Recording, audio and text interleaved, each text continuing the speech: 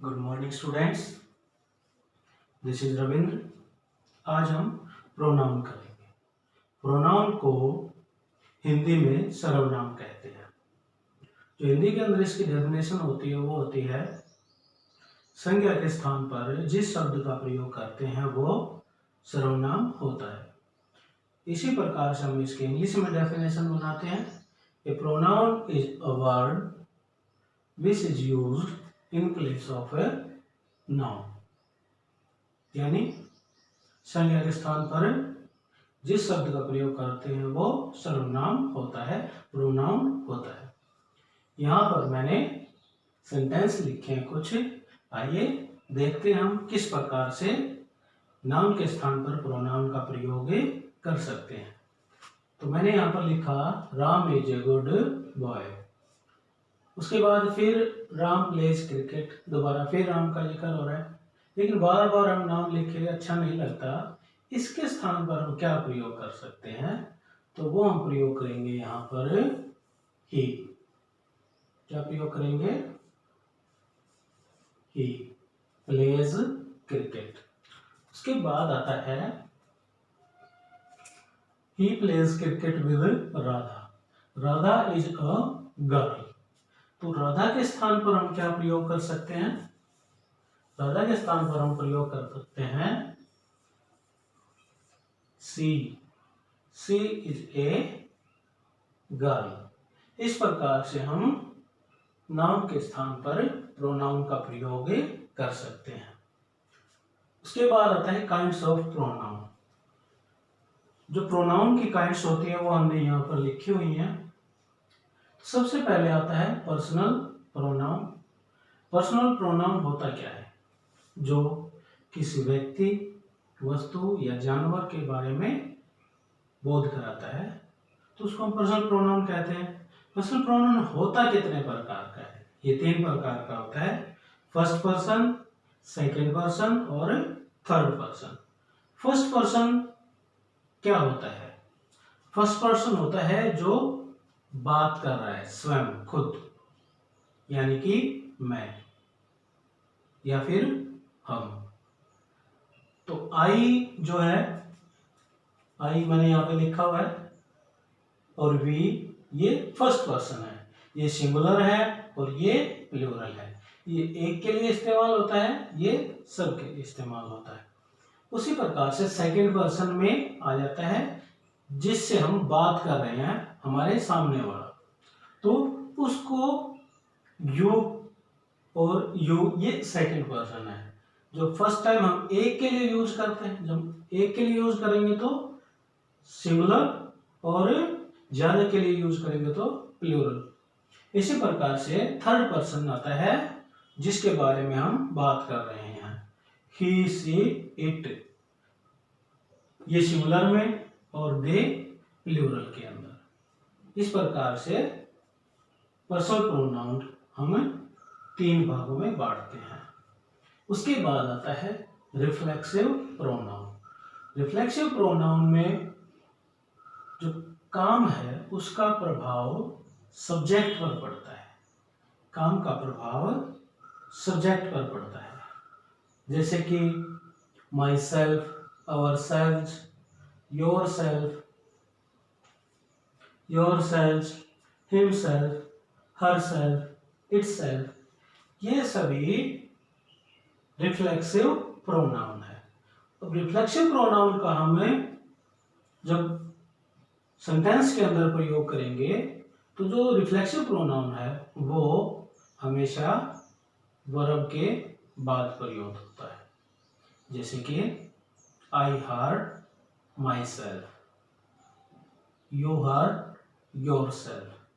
तो ये main verb के बाद प्रयोग हो रहा है।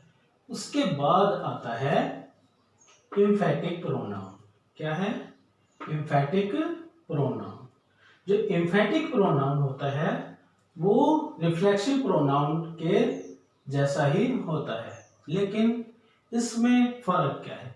एम्फेटिक प्रोनाउन जोर देने के लिए यूज किया जाता है, जैसे कि मैं कहता हूं मैं खुद यह काम करूंगा, I myself will do this work, मैं खुद वहां जाऊंगा।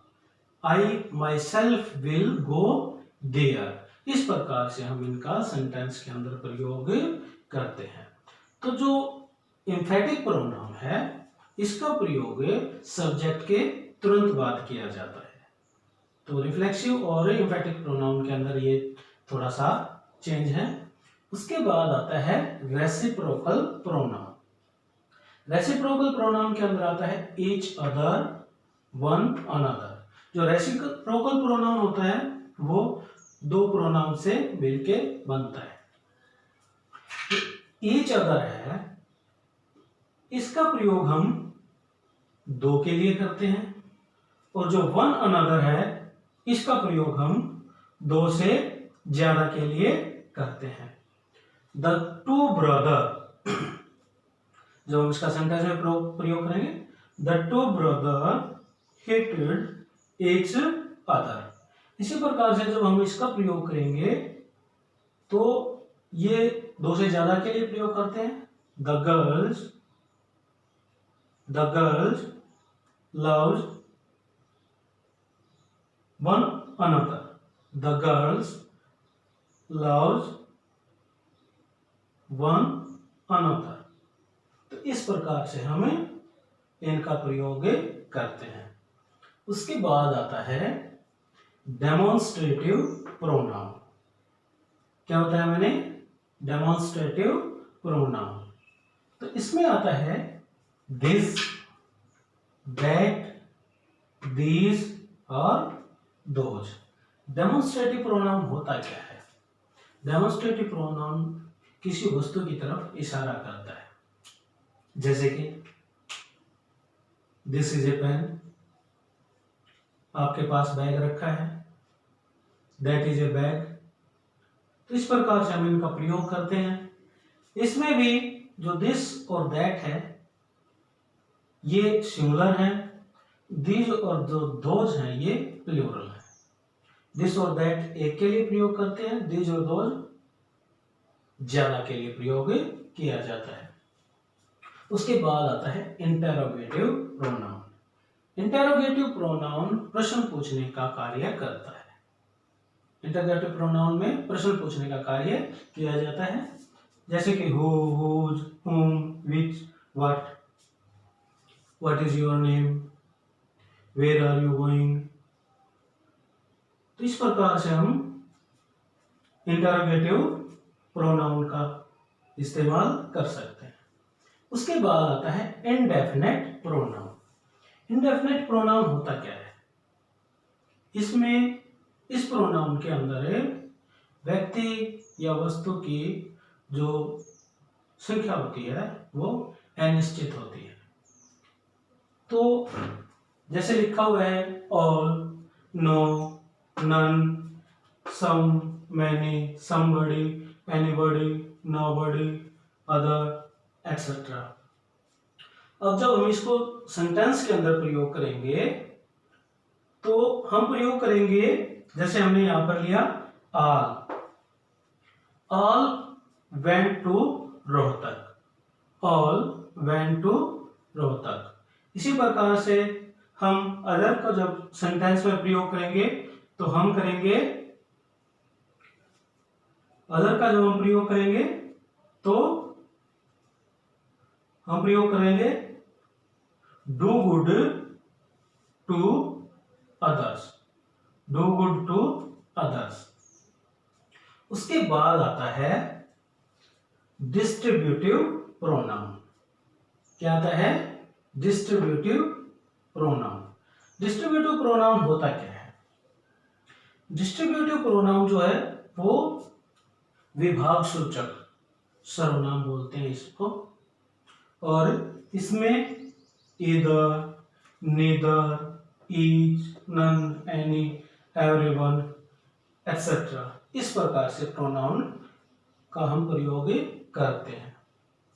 ईदर, जब हम ईदर को सेंटेंस के रूप में प्रयोग करेंगे, either of the two will win the race, either of the two will win the race.